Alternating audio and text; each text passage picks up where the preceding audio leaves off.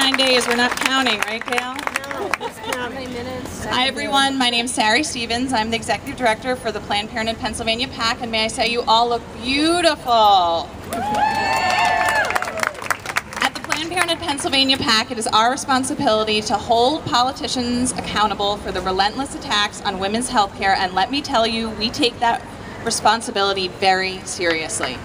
We are so thrilled to be part of the Pink Bus Tour and highlight the stories of the many women and families that would be hurt directly by the policies of politicians like Mitt Romney, Paul Ryan, and Dan Truitt. We are at a pivotal moment in Pennsylvania and our nation's history to take control of the dire political situation and elect candidates that trust women to make their own healthcare decisions.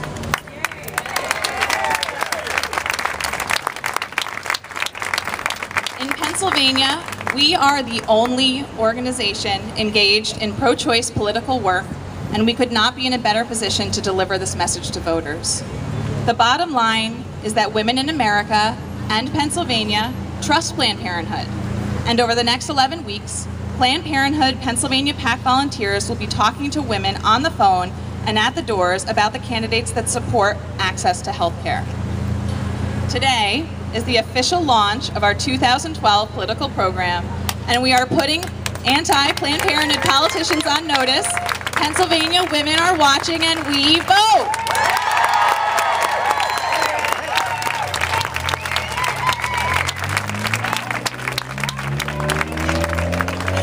Over 18 months ago, efforts to eliminate access to birth control, cancer screenings, and basic preventative care spread like wildfire across the country, and Pennsylvania was no exception.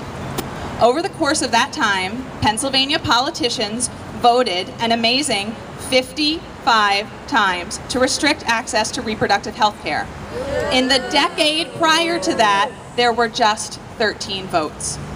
We saw a Planned Parenthood defunding bill, an insurance exchange abortion ban, a law that aimed to shut down safe legal abortion providers, and of course, the egregious mandatory ultrasound bill. But we have fought back mightily. When Pennsylvania's mandatory ultrasound bill was introduced, we sprang into action, and within months, 38 of the co-sponsors pulled their names from the bill.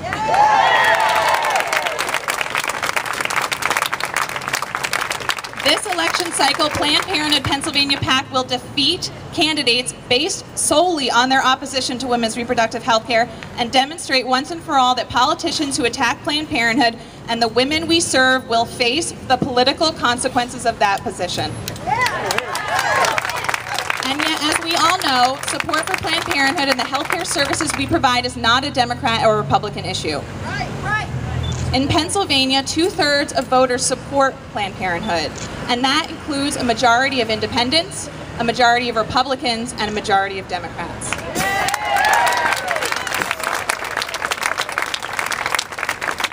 So I don't know about you, but I've had enough of politicians' obsession with my reproductive health care. So please vote, please volunteer, and please tell your politicians that we're watching. I have lots of important people to introduce. Please welcome Beth Aloys, Planned Parenthood endorsed candidate for the 168th District in Delaware County.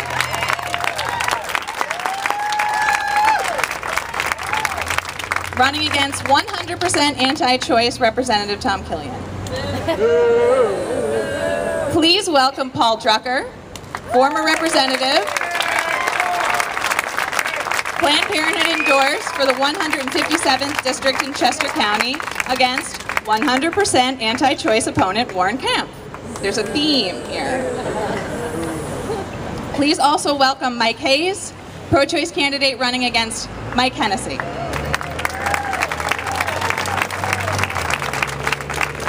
And finally, I'm proud to introduce the candidate for the 156th District, Brett Binder, Planned Parenthood endorsed, and our next representative.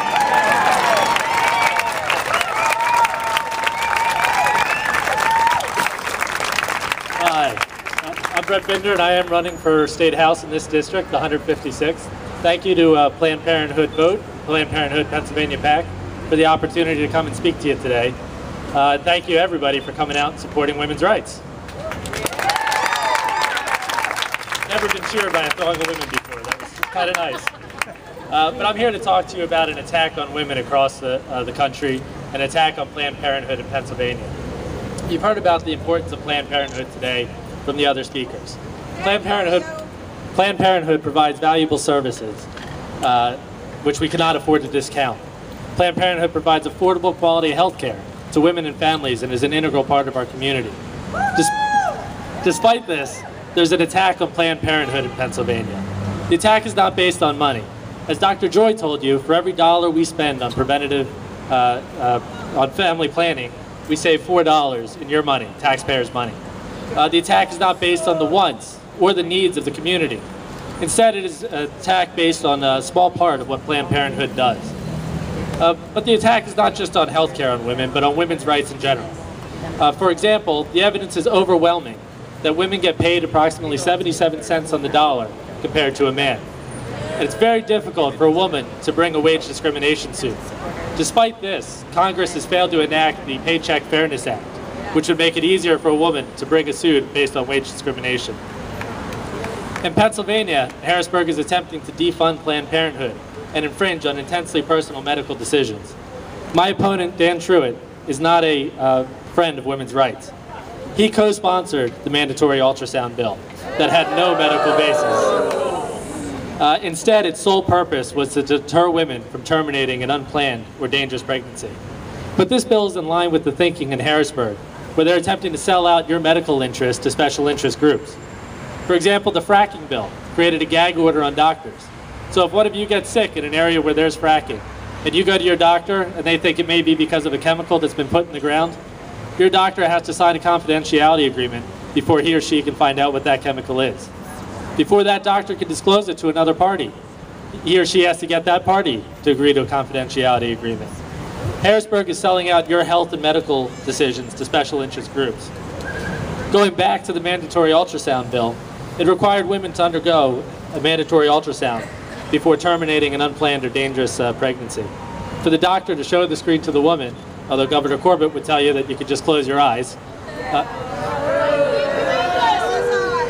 and the doctor is supposed to note whether or not you looked at that screen. You also have to be provided with 2 copies of a printout of the ultrasound. That bill was an abomination, and it was only done to further an attack on a woman's right to choose. Dan Truitt has stated that he feels guilt for not having the strength to stand on street corners and picket or to block the entrance to abortion clinics. That type of activity has led to violence against women, doctors, and other supporters of a woman's right to choose. Blocking the entrance to Planned Parenthood is almost certain to incite violence. Even without violence, it may further traumatize a woman who has already been traumatized by rape, incest, or a life-threatening pregnancy. We need to provide care and support, not disdain and ridicule. My opponent, Dan Truitt, has backed Governor Corbett's attempts to defund Planned Parenthood and backed attacks on women's rights. Truitt has stated that he feels guilt over not having enough strength to stand on street corners and picket and block abortion clinics. Well, he may have doubts about the strength of his convictions, but I have no doubt about the strength of my convictions. If elected, I will go to Harrisburg and I will stand up for women's rights in Pennsylvania, and I will stand up for Planned Parenthood. With your help, we can win this seat again. So thank you for your time.